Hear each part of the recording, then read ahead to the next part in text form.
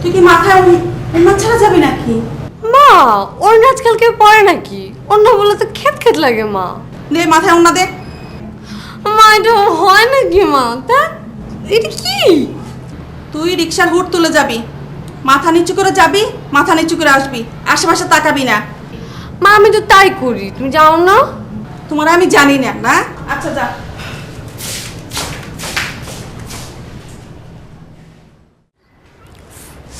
জায়গাটা খুব গরম তাই না রে? তারপরে না জায়গাটা এত নিরিবিলি আমার ভীষণ ভালো লাগে।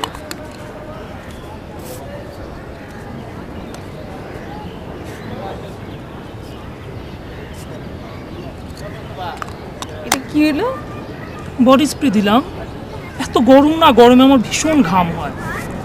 মানে তুই কি এরকম মেয়েদের মতো body spray, makeup box, lipstick এগুলো নিয়ে ঘুরিস? মেকআপ বক্স রাখি না, কিন্তু বডি স্প্রেটা রাখতে হয়, কারণ কি মানে এত গরম না, গরম আমার না খুব ঘাম হয়, বুঝছিস? এই ঘামের গন্ধ মানে তোর পাশে আচ্ছা বসবো। চশমা কোথায়? চশমা আজকে পরিনি, প্রতিদিন চশমা পরতে আসলে ভালো লাগে না। আজকে একটু চশমা ছাড়া আসলাম, যে কেমন লাগে তুই একটু বলবি। তো কিনা একদম মানে চশমা ছাড়া পুরা মানে গোলালু গোলালু মুখ না, পুরো মেয়েদের মতো লাগতেছে। আচ্ছা শোন, কি হয়েছে আজকে আমার বাসার সামনে, ওই আমার গেটের সামনে একটা ছেলে, হ্যাঁ ওই তোর শাড়ি তারপর চিঠি এগুলো রাইখা গেছে। তো লেখছে যে মানে ও আমার বাসার চারপাশ দিয়ে ঘোরে, আর হচ্ছে দীপা আমি তোমাকে ছাড়া বাঁচবো না, আমি অতি শীঘ্রই তোমাদের বাসার বিয়ের প্রপোজাল নিয়ে পাঠাবো। তারপরে মানে আর শাড়িটা যে কি গর্জিয়াস, মানে বাও। দীপা, তুই পুরো চিঠিটা পড়ে ফেললি?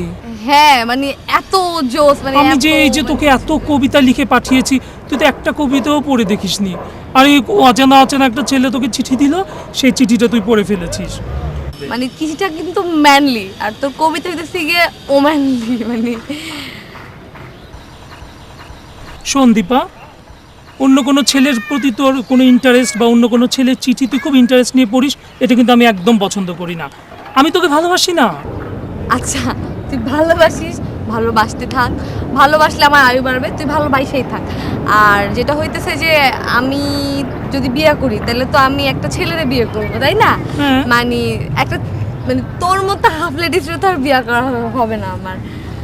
মানে আচ্ছা শোন না, আমার জামাই তোরে কি ডাকবে, শালি না শালা?